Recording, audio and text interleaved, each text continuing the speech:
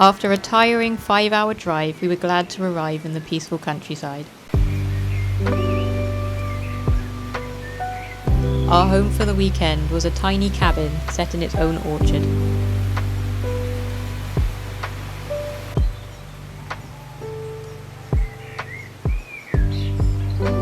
When we got in, we found that the host had decorated the cabin for my birthday.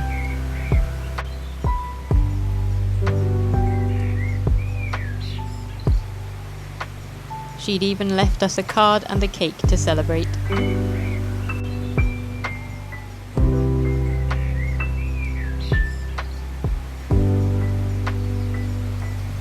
As we settled in, we began to notice the quacking decor theme. And from our deck we could see the ducks which had inspired the interior design.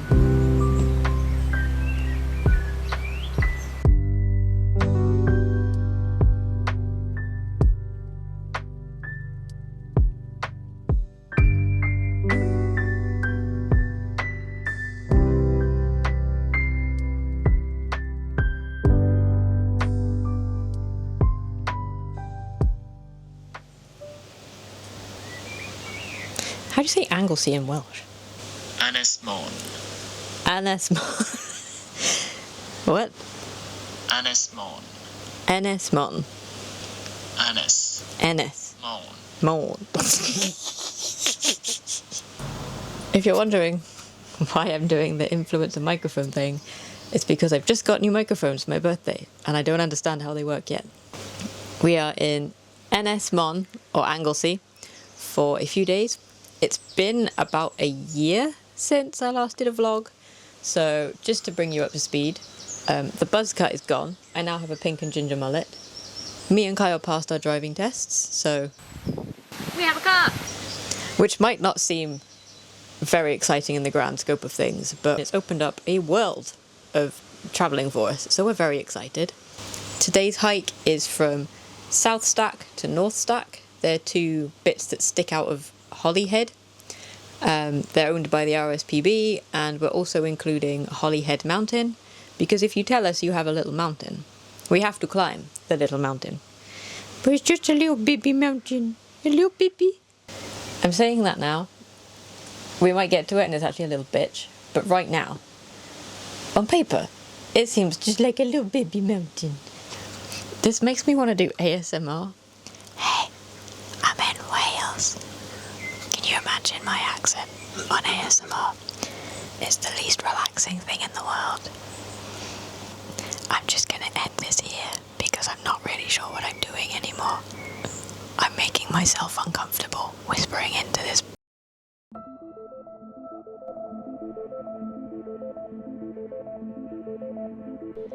It was an incredibly windy day, but after parking up, within a few minutes' walk, we could see South Stack and Ellen's Tower. The tower was built in the 1800s as a summer house and later used as an observatory in both World Wars. It was surrounded by steep cliffs and an enormous bird colony.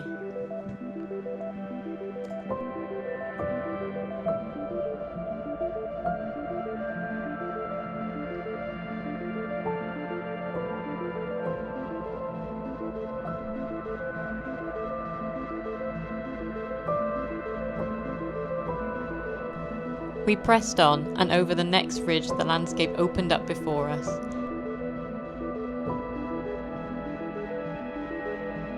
Entire cruise ships were dwarfed by the scale of everything around us.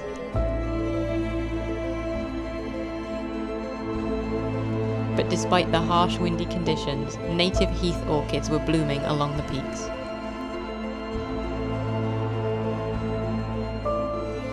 We climbed down a very steep gradient and came across a remote house.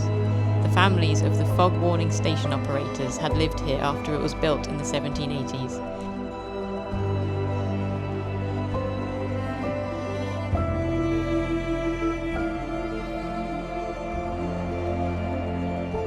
Even out here at the edge of the cliffs, thrift flowers were clinging on and blooming. We turned back and made our way up Holyhead Mountain. As we climbed, the weather turned, and by the time we reached the top, we were completely enveloped by cloud.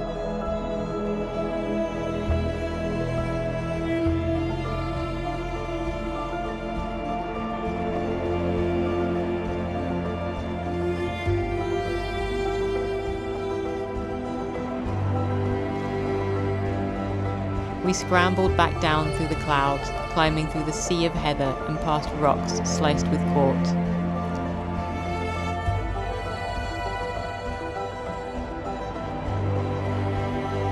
As we descended, we met a local mountain biker who told us how since he started riding as a teenager, the hills were eroding so much from bad winters that entire rocks were now surfacing out the ground. We went our separate ways and made it back just in time to grab a coffee. Goodbye, pennies. Thank you very much. Thank you. We're staying in a stunning Airbnb, surrounded by birds, surrounded by nature. However, every time we get in the car, there's more bird shit. This car was immaculate when we left, and now we're being targeted. Yeah.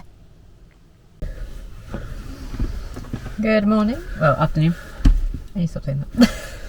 We have just had brunch in a very nice local little cafe. Had a wander around a gift shop. Obviously, have to go to the gift shop. And we are currently off on two hikes actually. Two hikes, yeah. First one to a Neolithic burial ground, which I love weird history like that, and a very pretty beach. And then we're moving further down the coast to another beach where the hike goes over a really small land bridge to another island, to the Isle of Anglesey. Like islandception, there's islands in islands in islands. So we've got about a 25-minute drive, and then we get there and the weather is sunny, cloudy, windy. Warm but windy. Yeah. Warm but very windy. It be windy and somedy. It be all the umdies. Undies. It is umdy.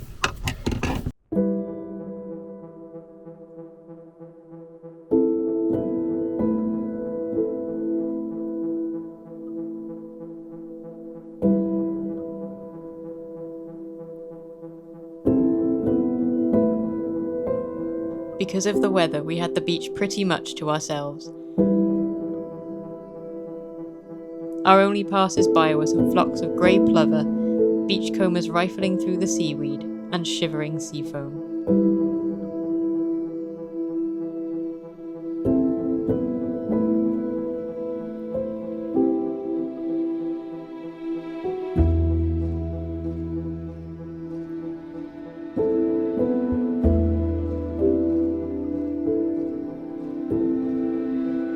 Shortly we came to the tomb. The dome was reconstructed in the 1950s, but folklore says the stones for the original cairn were carried here in the apron of a giantess, who dropped them onto the land and gave the tomb its name, the Giantess's Apronful. Inside, it was eerily quiet after the noise of the waves and the wind. Access to the tomb is heavily restricted, but originally the only way into the tomb was between a series of large stones placed so close together only one person at a time could fit in with a single lamp. As we looked around, the weather closed in again, so we sat and waited for the elements to permit us to leave.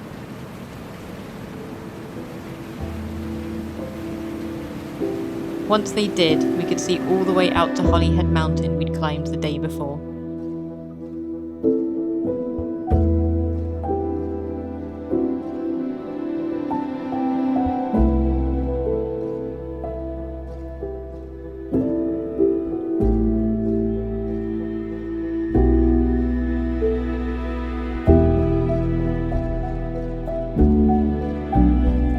Unexpectedly, the drive to our next hike took us through a beautiful forest nature reserve.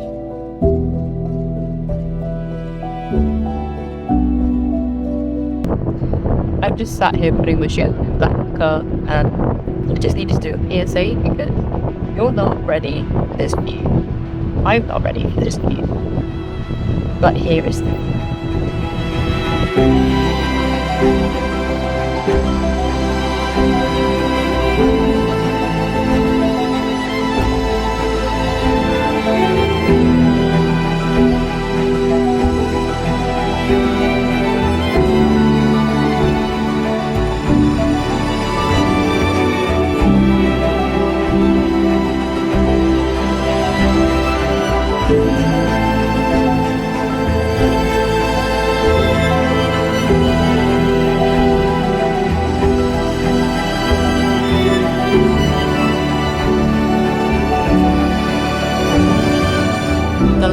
to the next island was covered in black rock, formed when molten rock spewed out of volcanic eruptions over 500 million years ago.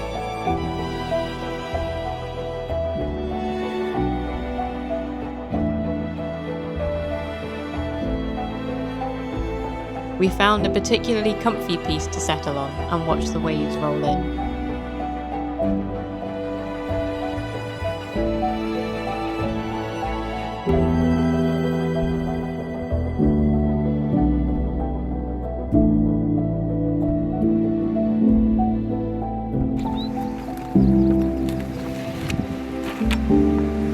We moved onto the island itself and had our first view of the iconic lighthouses.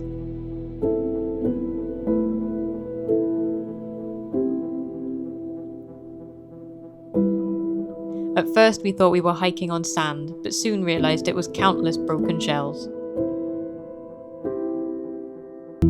The island was littered with ancient and military history, with views out as far as Withfa.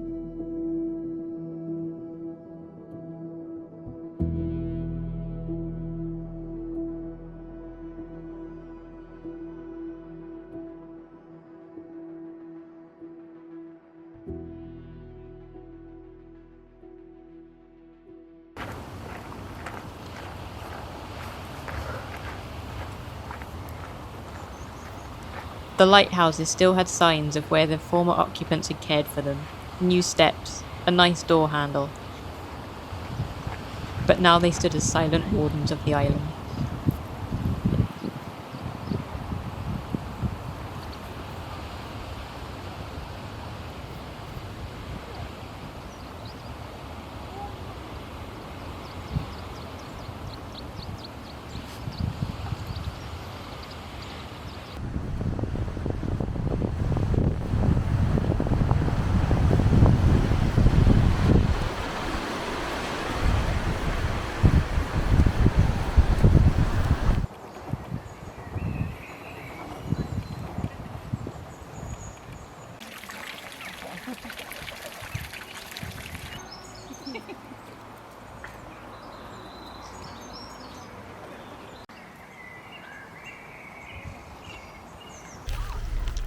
Good morning. Kyle is currently refueling. We are at Bodnant Gardens. Oh, wrong way. Bodnant Gardens today, which is absolutely stunning, beautiful. No notes. Slay. Slay. So we've had quite a busy few days. Yesterday we decided to have a more chilled hike than the day before, so we did 2 little ones and ended up doing more steps and more distance than the big hike we did. So today, it was nice. It was pretty. But today is an actual chill, so we're just meandering around a National Trust garden. I'm pretending to be a highborn lady. I'm a peasant. Yeah, he's just my peasant friend. Peasant friend. Peasant friend. Right, very good friend. Peasant with benefits.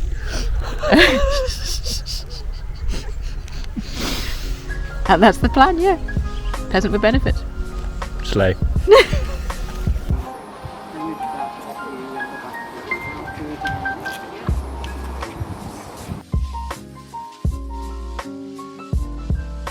The rose terraces were in full bloom around a heliochrometer, which is a type of sundial that uses latitude, longitude, and the direction of north to calculate the correct time like we'd see on a standard watch.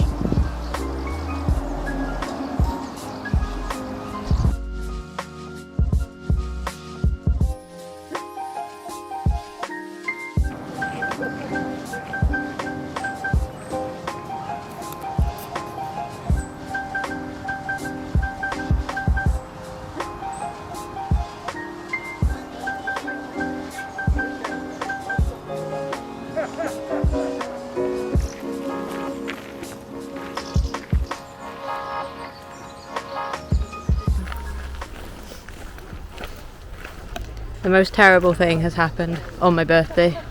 I switched from one camera bag to the other and I forgot to switch my battery and memory card with it, so my big lovely camera has just died and I can't do anything with it because the spare battery is an hour away. So what is normally my little backup vlogging camera for this kind of stuff is now my main camera. Promoted! Welcome to the new job!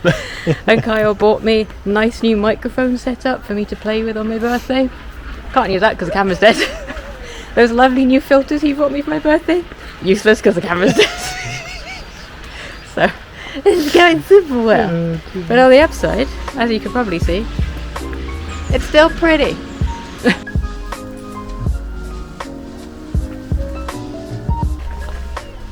One of Bodnant's most famous features is the 55-metre Lauberna March, built in the 1800s. It's believed to be the longest and oldest pergola walkway in Britain, and flowers for only 3 weeks a year.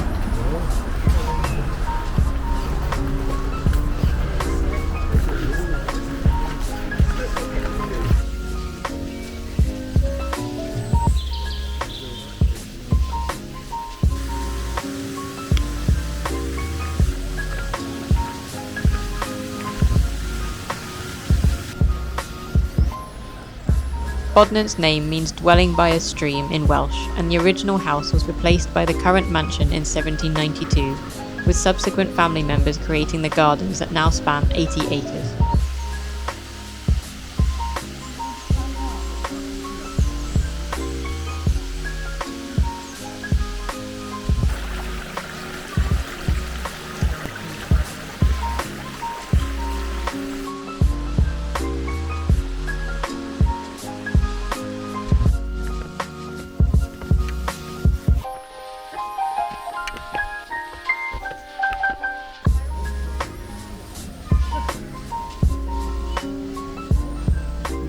Along to here for lunch. However, the problem is lunch is there. We are here. We appear to have taken a wrong turning.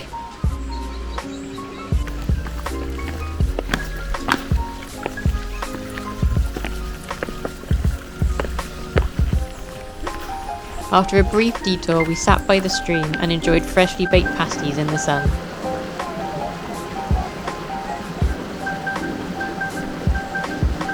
We'd explored most of the gardens before lunch, but somehow missed a hillside meadow.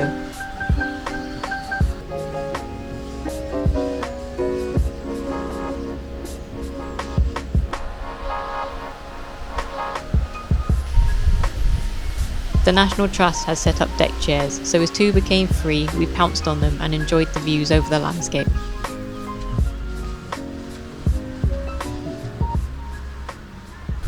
We are back at the Rose Arches now. I haven't used my camera all day. It still has a little bit of battery in it. So my plan is to run around, get photos of things I want to take a photo of on my phone, and then run back around with my camera and a high-speed photo to try and get everything I want before the camera dies. If you've ever seen videos of people like doing the speed modelling where they just do all the little changes, I imagine it'll be like that, but with a big heavy camera. So we'll see how far I can get before the camera dies.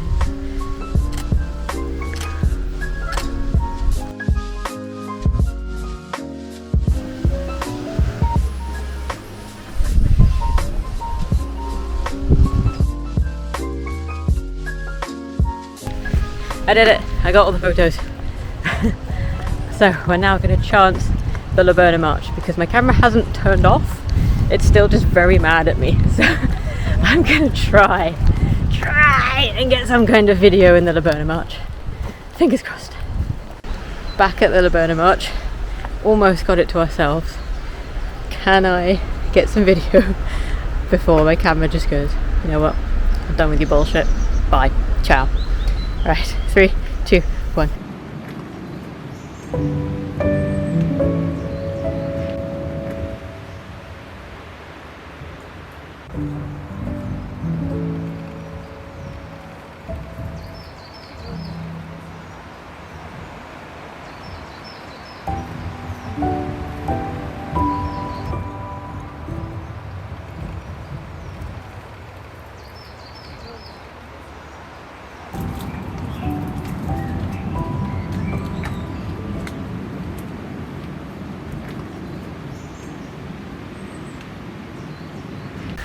I'm very happy to report it was a success. My camera did not die. I got some pretty videos. You know what? I think this great success deserves a trip to the gift shop. There's also a garden centre. Okay. Oh no! Yes. Also, it's my birthday, so you can't say no.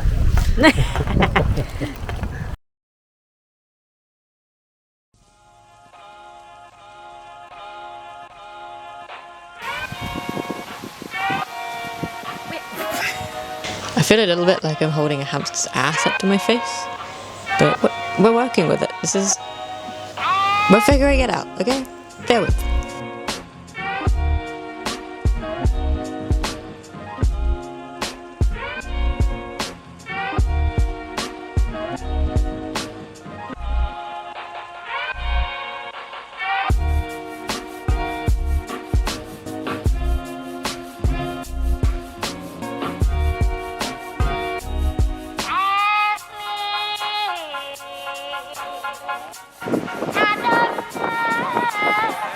You're a twat!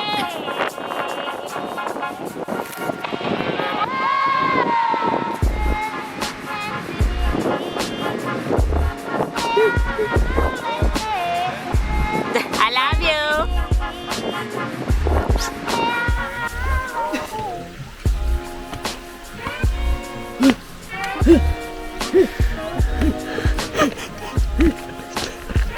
you!